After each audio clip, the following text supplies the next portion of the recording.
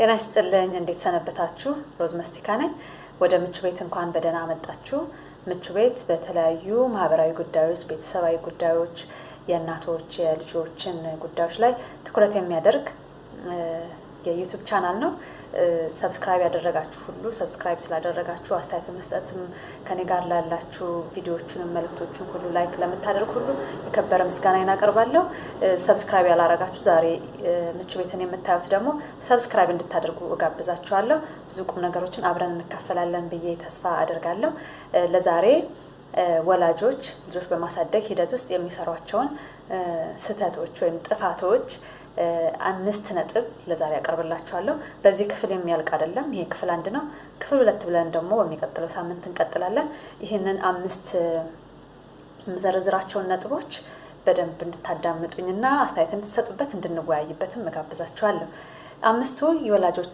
ልጆቻቸውን በሚያሳድጉበት ጊዜ የሚሰሯቸው ጥፋቶች የመጀመሪያው ብዙ ጊዜ እንደው በተለይ ኢትዮጵያ ውስጥ ላላችሁ ይሄ አዲስ ነገር አሁንም ልጆች ከልጆች ጋር ሲጣሉ ወይም ደግሞ መሬት ላይ ሲወድቁ ቱበል ይባልና ራቁት እንዲል እናረጋውና እናስመታዋለን መሬቱን እናስመታዋለን የገጨውን ጠረጴዛ እናስመታዋለን ወይም ትልቅ ሰው ያበሳጨው ትልቅ ሰው ካለ እንመታለታለን ወይም ጓደኞቹም እኩዮቹም ቢሆኑ አንተ ነው ቱበል ተብሎ ይመታል እንዲሁም ደግሞ ምንም ሳይሆንም ያለቀሰ ከሆነ ማን ነው እንዲያረጋ ቱበል እንመታለታለንና ይሄ ነገር በህፃናት አይምሮስ ምን እየቀረጸ ያድጋል ይሄዳል ማለት ነው መሬት አድናቅፎት ሲወድቅና ሲያለቅስ እንደማባበል ወይም አይዞህ እንደማለት ቱበል ብሎ መሬቱን ስንመታ ለሚሆነው ጥፋት ሁሉ በሱ ህይወት በዛ ልጅ ህይወት ስለሚከሰቱት ነገሮች ሁሉ ተጠያቂው ሌላ ሰው እንደሆነ ሌላ ነገር እንደሆነ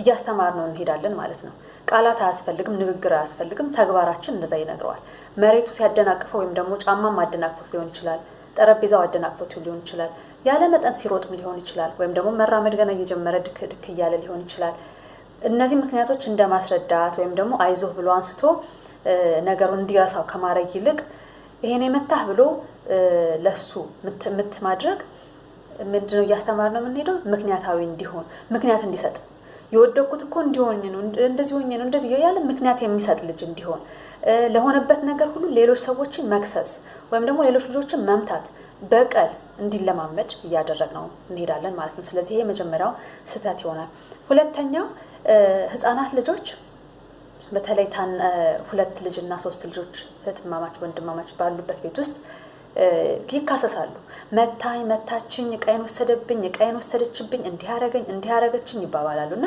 በዚህ ጊዜ ወላጅ በተለይ ታናሾች ለታላቃቸው በታላቃቸው ላይ የሚያደርሱት ነገር አለ ሁሉ ጊዜ ታናሽን ትንሽ ናት ለሷ መጫወቻ አስጣት እሷን አባብላት እሷን እንዲያደርጋት ይባላል ወይም ደግሞ ወንድም ታናሽ ከሆነ ለሱ ስጩ ቅድሚያ ይባላልና ሁሉ ነገር ለራሳቸው ይፈልጋሉ ታናሾች በዚህ ጊዜ መጫወቻዬን ወሰደብኝ ብላ ስታለቅስ ወይም ሲያለቅስ ወይም ደግሞ መታኝ ብሎ ሲያለቅስ ወላጅ መመታቱን ምን እንደተፈጠረ ሳያረጋግጥ ለምን መታ ታናሽ አይደለሽ ተብሎ ትልቅ ልጅ ይመታል ትልቁም እንዲሁ ለታናሹ እንዴት መታሹ እንዴት እንደዚህ ያረግሹ ተብሎ የሌላኛው ወገን ምክንያት ሳንሰማ የሆነውን ነገር ሳናይ በአንደኛው ልጅ ላይ ውሳኔ እንወስናለን ማለት ነው በዚህ ጊዜ ልጆቻችን ምን ይማራሉ ያለ ምንም ምክንያት በሰሙት ነገር ብቻ ተነስተው ውሳኔ እንዲወስኑ እንዳያጣሩ እናደርጋቸዋለን ይሄ ተፈጠረ መታት ምትት ወሰደብኝ ለምን ወሰድክባት ቀምቶ መስጠት ይሄ ማን ነው መጀመሪያ ማን ነበር የተጫወተበት የነበረው ያንቺ ነው ወይ ያንተ ነው ወይ ጥፋቱ ይሄ ማን ነው መታይን ብላ እንኳን አልቅሳ ስትመጣ ለምን መታሽ አንቺ ምን አድርገሻል ምን አርገሽ አበሳጨሽው ለምን ተማታ ብሎ መጠየቅ ያስፈልጋል ከዛ ደግሞ ያኛው ልጅ ደግሞ ሄዶ ተማታ የተባለው ለምን መታሃት ብሎ መጠየቅ እንደዚህ ያደረግን ስናሳያቸው ምን እየተማሩ ይመጣሉ በሰሙት ነገር ወይም ባዩት ነገር ውሳኔ እንዳይወስኑ መጀመሪያ ማጣራት እንዳለባቸው ይሄ አሁን በአገራችን ላይ እየሆነ ያለው ነገር ማለት ያሳየናል ያስተዳደጋችን ውጤት የት እንዳደረሰን ያያየነው ነው ቦምብ ሊጥል ነው ተብሎ ያለ ምንም ማስረጃ ያለ ምንም ማጣራት እንደው ተሰብስበው በአንድነት ሆ ብሎ ሄዶ አንድነት ልጅ ዘግዝቆ ለመስቀል ያመጣው ከየት ይመስላችኋል አስተዳደጋችን እኮ አንድ ልጅ ተዘግዝቆ ሲሰቀል ያለ ምንም ፍርሃትና መጨነቅ ዝም ብሎ ቆሞስ የሚያየው ሰው ከየት የመጣ ይመስላችኋል? አስተዳደጋችን ነው። ያለ ውሳኔ፣ ያለ ማረጋገጥ፣ ያለ ማስረዳት፣ ያለ ማጣራት እየወሰንን ልጆቻችንን ካንዱ አበላልጠን እየመታን እየነጠቅንባቸው ያለ ምክንያት እየቀጣናቸው አሳድገናቸዋል። እነሱ ደግሞ ሲያድጉ ዛሬ እንዲህ ላይ አደረገ ከተባለ በቃ አደረገ። አድርጓል ወይ? መቼ አደረገ? እንዴት አደረገ? ምን ማስረጃ አለ? እሱም ሳያጣሩ ውሳኔ ወደ መወሰን የደረስንበትን ነገር እያየነው ነውና ይሄ ከአስተዳደጋችን የመጣው ችግር ነው ብዬ ነው የማስበው። በዚህ ላይ ልንወያይበት እንችላለን። ሶስተኛ በልጆቻችን ፊት ቴሌቪዥን ስናይ ሊሆን ይችላል፣ ቤተክርስቲያን ሊሆን ይችላል፣ መንገድ ላይ ሊሆን ይችላል፣ ትምህርት ቤት ውስጥ ሊሆን ይችላል። በልጆቻችን ፊት ስለ ሰዎች መጥፎ አስተያየት መስጠት ከመልካቸው ጋር በተያያዘ፣ ከአለባበሳቸው ጋር በተያያዘ፣ ከቁመናቸው ጋር በተያያዘ፣ ከአነጋገራቸው ጋር በተያያዘ ወይ ምን ትመስላለች፣ ምን ይመስላል፣ አቤት ውፍረት፣ አቤት ክሳት እያልን የምንሰጣቸው ኔጌቲቭ ወይም አሉታዊ የሆኑ አስተያየቶች ልጆቻችን በሰዎች መልክና ሁኔታ ሰዎችን ጀጅ እንዲያደርጉ ወይም ደግሞ እንዲናት እንዲነች እንዲሉ ትምህርት ቤት ውስጥ አሁን ቡሊንግ የሚባለው ነገር ከዚህ ጋር በተያያዘ ነው የሚመጣ። ሰዎችን እንዳያከብሩ ባላቸው ነገር ሰዎች መከበር እንዳለባቸው እንዳያውቁ አድርገን እንዲያድጉ ወይም እንዲህ አይነት ባህሪ እንዲቀረጽባቸው እናደርጋለን ማለት ነው። አራተኛው ያለ ምክንያት መቅጣት። አሁን ይሄኛው ከዛ የልጅን ክስ እንዲሁ ከማዳመጥ ጋም ትንሽ የሚያዝ ነገር አለው፣ ግን በራሱ የተለየ ነው። ያለ ምክንያት ልጆችን መቅጣት ወይም ደግሞ መጫወቻቸውን መቀማት ወይም የሚወዱትን ነገር እንዳያገኙ ማድረግ ምክንያት ሳንሰጣቸው ለምን ብለው እንዳይጠይቁ ወይም ደግሞ በቃ እንዳትጫወት ይሄን ነገር ተው ለምን አናስረዳቸውም።